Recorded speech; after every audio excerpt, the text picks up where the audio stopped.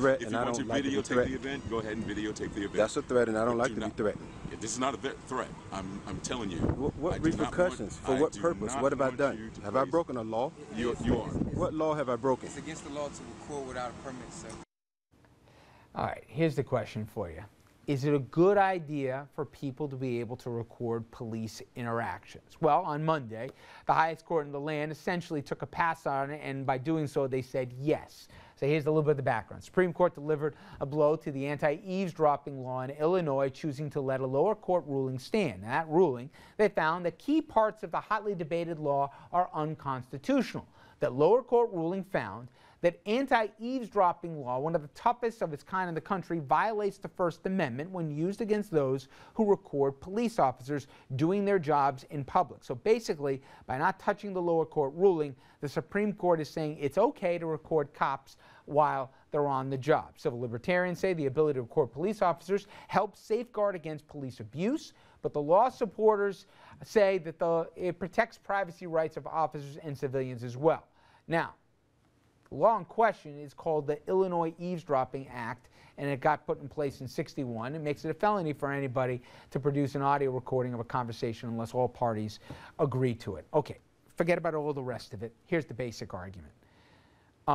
When you see a beating, when you see something like Rodney King and somebody records the thing, I defy anyone with an ounce of sanity to say that there's not a viable and a good reason why phone cameras or video can record it, and then you have something that counteracts any denials after the case. There you go. Police abuse, terrible, we all agree to it. But guys, where I come down on this is, and maybe it's a little old school, but there's white and black and shades of gray. And so much of policing. I mean, we're 25 minutes. We're going to get to a show now. We have color involved. My fault, Dominic. Okay, but my point is, law enforcement. I didn't say one word. First time for everything. My point is, when you talk to law enforcement, and we all have friends that are on the job or even family or whatever, it's not always by the book with the King's English and everything else. And I just think, in the day and age where you have people with no respect for authority, okay, now I'm really sounding old, but also with the flip phones recording everything, it's, yeah, exactly. But I just see just some twerp who's doing something, just egging on the cops with a phone in front of them, and I just, listen, a bad case makes bad law, and I know you're going to give me a reason with abuse that happens, that's caught on video, that's going to make it really hard. So in the end, I agree you should be able to record it.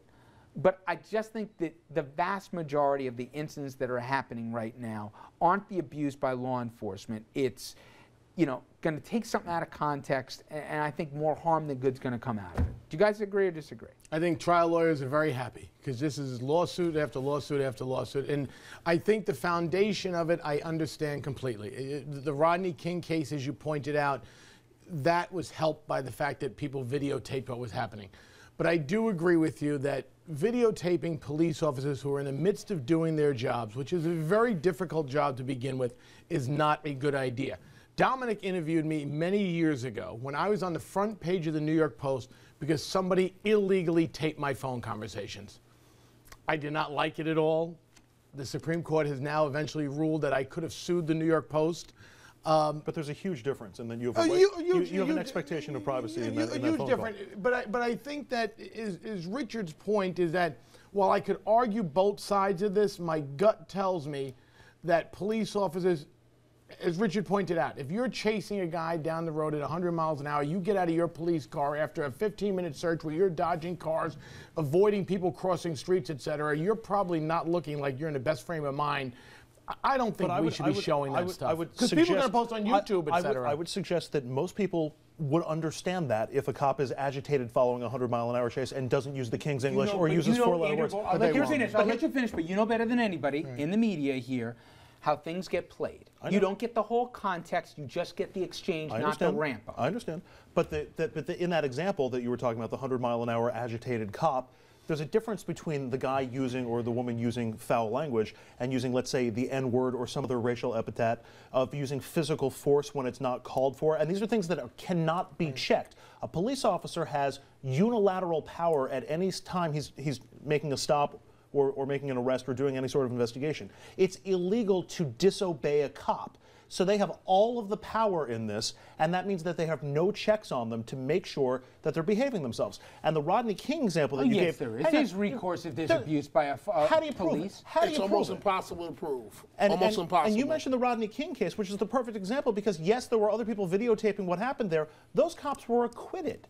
They had to face trial, but they were acquitted of abusing their power see when how dealing that, with Rodney verdict King. went over, But but- you deal with stop and frisk in New York City. What We do you talked about think, that a Tom? lot. Why do you ask? Because you're the only one that hasn't spoken yet. White guy. I'm past. No. I'd like to ask a question of you two. I agree with everything you said. I'd like to ask a question of you two. Why is it? And let me start with the premise that police overwhelmingly do an outstanding job Hear, hear. in every community across the country, And then back keeping then, all of us just alive. Just cover the base. getting ready for the I'm no, going to smack no. the police, but let me just say I love them. No, Go ahead. no. Yeah, go ahead. It's important to say that. Where will you But- be later tonight? I but have to why- tell my friend. Let him know. But why is it that police overwhelmingly do not want to be videotaped? Why is that? Well, would you like to be videotaped doing your job every day? We are. Okay. But you're in the business. That's what you do. I'll make you an argument. In our editorial meetings, right? Hey, do you want to be videotaped? Do you want to have a videotape going with all the back and forth that we do, where we formulate what the debate is? The short answer is no. I really don't, but we're getting videotaped when we're walking in the door. We're getting videotaped when we're parking our car. And you We're don't like videotaped- that, Mr. Privacy. I really would rather not, but you know, people are subjected to it. Cops should be subjected to it. also. That was And- and unbelievable. so you now, just did. Richard, You just contorted yourself. Richard, I tried as hard as I could to be a diplomat. ahead. Now I'm going to answer Just your get question. Here it comes. The way we see the world is often shaped from our upbringing, right? I grew up in the projects in the Bronx. From where I come, you better have a videotape of police actions because your word doesn't count for much. You can never prove their action. They have total authority to take your liberty and every right that you have away solely based on their word and if they're having a bad day or if they don't like the way that you said one word to them. And so you better have some recourse for someone to be able. No, I mean I know you grew up in the Bronx as well, Tom, in the hood.